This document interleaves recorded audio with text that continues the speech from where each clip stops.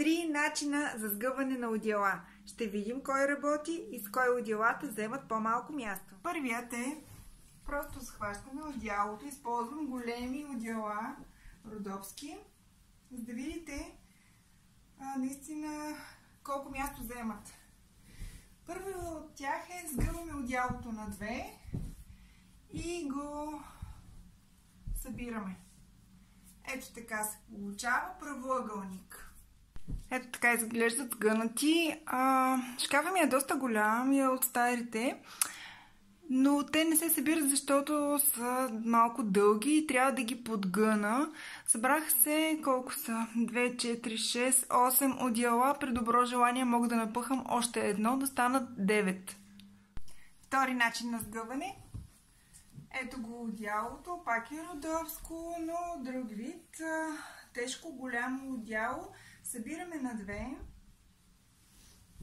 Опа. Сега вече събираме така и сгъваме още веднъж и още веднъж.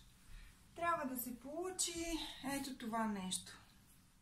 Това е най-разпространен начин за сгъване, като в този случай подредих пак едно върху друго одеялата. В другия край не можах да събера легнало одеяло, затова съм ги сложила дигнати.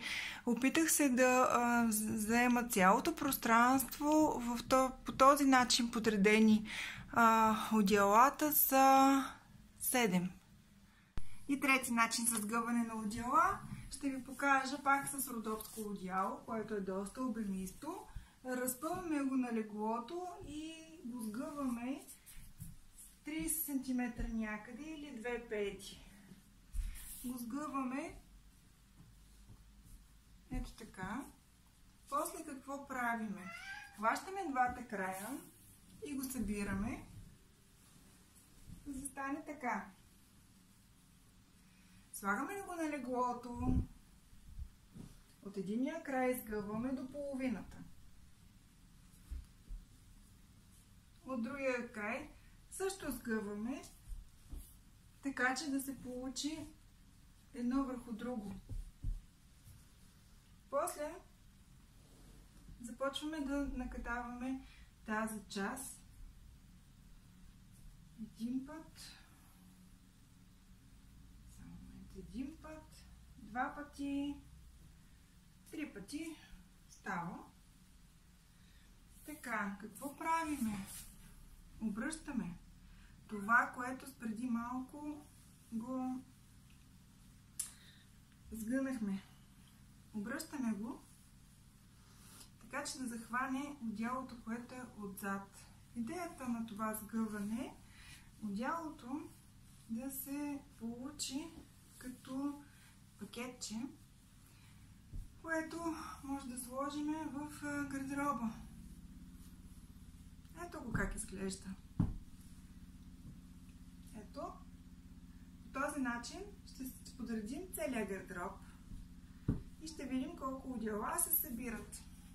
Ето така изглеждат вече в гардероба. Не можах да ги подреда легнали, заемат повече място, затова ги изправих, но пак са подредени.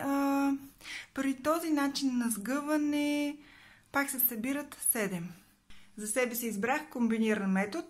Подредих одеялата, като ги сгънах по първия начин.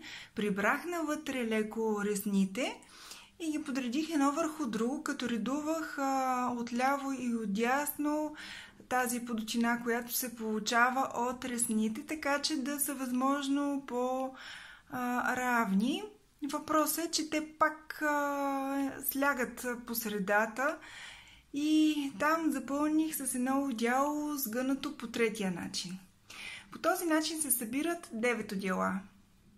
И трите начина може да се използвате в зависимост от пространството, което имате и какви одеяла сгъвате. Когато са големи, е добре да ги направите толкова колкото е шкафа и да ги подредите едно върху друго. Когато са малки, може да ги направите на плик и да ги пъхнете в гардероба, така че лесно да може да ги вадите при нужда и да ви изглеждат по-пригледно, по-красиво. Наистина е важно как сгъваме, за да може да оползотворим пространството, което имаме. Ако искате повече съвети, идеи, ми пишете.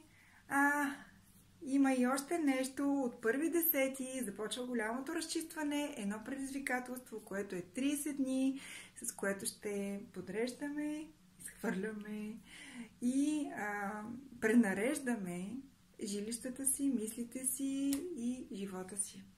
До скоро!